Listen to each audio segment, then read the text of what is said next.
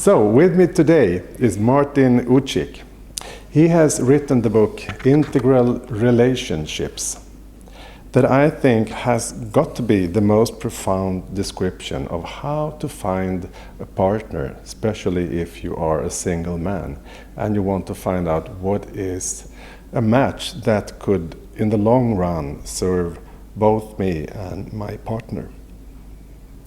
It is based on the integral theory of Ken Wilber, and Ken has also endorsed the book, and you have an ongoing discussion with him. Mm-hmm. And also an exciting future for the seminars, workshops that you are leading. Martin has just led a course here this weekend with his partner. Mm-hmm. And Martin, tell me a little bit more about what this is all about. Yes, thank you, Jackie. My background is that I was married twice, the second time with a German woman for 14 years, and we moved to the US in 1995 and separated amicably in 2002. And then I tried to find a new partner and found myself in a different culture. I was older, I had kids, and was quite startled how difficult it became for me to find a new partner. Mm-hmm. And then I found an organization called Singles to Couples to figure out these relationship problems that I had learned that so many people experience here. Mm. And couldn't make any sense out of it until I started to read books from Ken Wilber, who you already mentioned.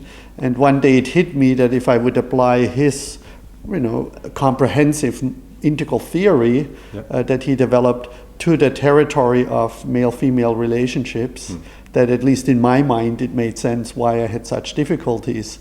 So I thought, well, I'm going to write a book about it, and it won't take very long, and it ended up to take 4 years to really apply his map to the territory of male-female relationships.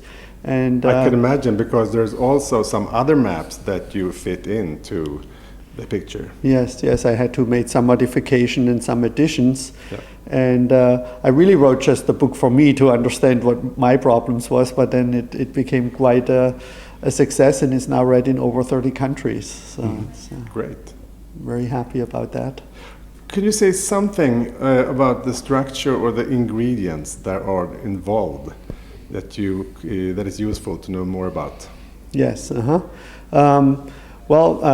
Ken's model that I apply has a few core elements. One is what he calls the 4 quadrants, that we all have an interior mind, an exterior body that is embedded in a way in a cultural context, which we might call the intersubjective framework that we all live in, and the interobjective, the social structure that we live in. And very often when we approach relationships, we only look at one of these areas. For example, a man may only look at the physical body and the attractiveness of a woman, and a woman may primarily look at the social success and the social status that a man has, and are not so informed about the interior intersubjective realm and areas in the individual interior, like consciousness development, spiritual development, sexual development. So we look at developmental lines, we call that, or developmental stages in these 4 basic quadrants. And the main premise of the book is that couples who are compatible in their development in each of the quadrants and have similar backgrounds and also vision for the future or purpose, that they are more compatible than couples who are not. Yeah. And then they can make an agreement once you find a partner, or even if you are in a relationship, you can make a new agreement with a partner to heal, because it's not only about growth, but also about healing old wounds, right, which often separate partners and create conflict in relationship. So to heal, to learn about the integral relationship model and what it really takes to have a postmodern relationship, and to grow together, and then to serve a purpose as a couple that is larger than the individual. Okay. So you're not only looking at each other and does he make me happy, does she make me happy, but you also look together into the future as evolutionary people and say, what is our evolutionary purpose that we can uniquely serve as a couple better than we could serve as individuals? So that's the integral relationship vision. And I think there's one point that will stick out to many people, and that is the developmental part of the person's life that we are developing. Yes. Often we talk about types and so forth, what kind of person would fit me, but it's also a matter of developmental level or level of perspective taking Correct. on Yes. oneself and life. Yes. And I would maintain that this is the only relationship book that takes a developmental perspective on romantic relationships. Yeah.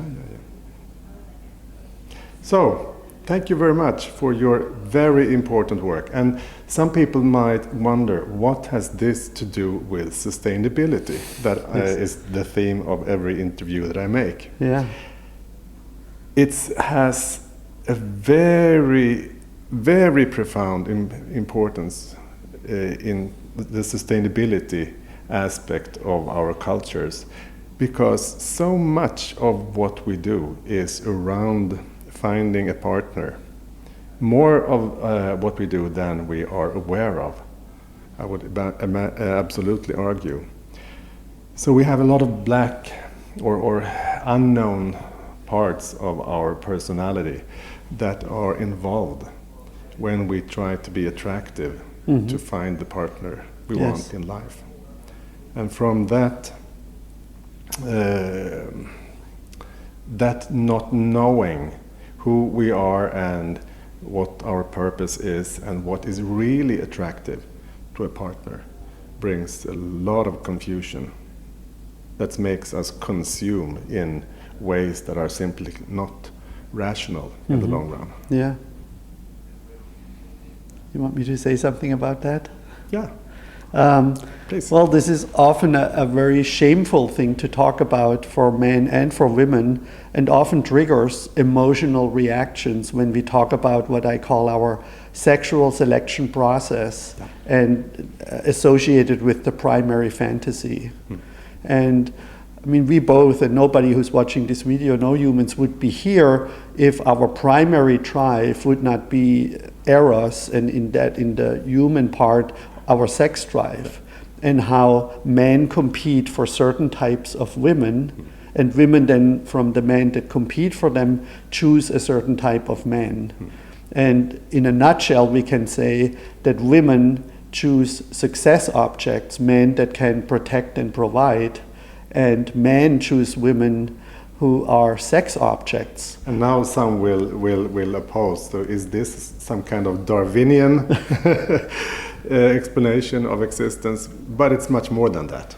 Yeah, I mean, first of all, Darwin looked more at survival of the fittest, as far as I understand. As what is said, claimed about him. You first need to be born in order to survive. Yeah.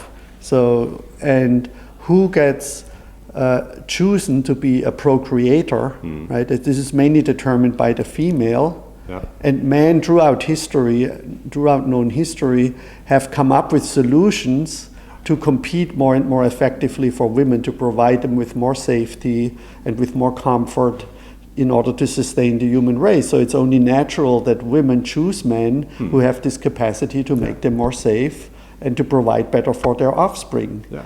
And that has worked for hundred thousands of years, and what happened in the last, let's say, 100 years with the Industrial Revolution is that these demands from many women unconsciously have become so high, right, that a man has to earn a lot of money, which means a lot of pollution of the planet and social injustice and so on and so forth, that is just not sustainable any longer. And I mean, that asks, of course, a lot of men and women, of men no longer to compete with each other for the most sexy and demanding women, and for women to really rethink their responsibility in sustainability of the planet by the men that they ultimately choose as partners to procreate with. Yep.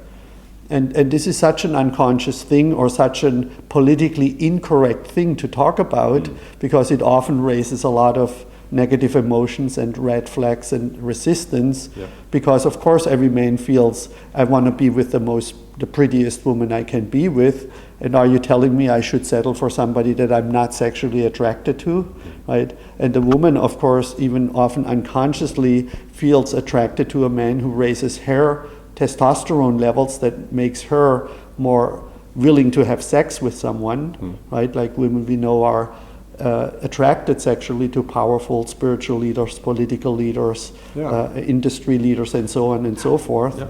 And it's sort of like a high claim to make, but at least we want to make that conscious that that is the underlying thing, the underlying drive that drives our economic and our growth, which is just no longer sustainable in the way that we are doing it right now. So it's about development of individuals that will contribute to the development of culture. Right. That will be more aware of what we're doing, how we are choosing our partners. Right. And the way to do that, to make that shift, that it is still the relationship romantic and has meaning, right, and is loving, is that we shift our focus from the purely external, looking at the physical body of the woman, looking at the success, the worldly success that the man has, and shift our focus to these interior developmental lines and see that the value in a relationship is not only for procreation and for having that safety, right, and having that status, but also to have this interior connection for spiritual growth, for consciousness growth, for healing together, and for serving that larger purpose. Yeah. So once we know what our evolutionary authentic purpose is, which is something that comes from the interior, and we focus on finding a partner who can serve that evolutionary purpose best with us. That's true for males and for females. Right? If we assume that we now have achieved a certain equality between males and females, then automatically our focus shifts away from these what we call right-hand exterior quadrants, physical body and social status, to this evolutionary impulse, right, which is something spiritual, has to do with consciousness, with interiority, and that puts less emphasis on the exterior and more emphasis on the interior. Thank you, Martin. Thank you, Jackie. Thanks for your work.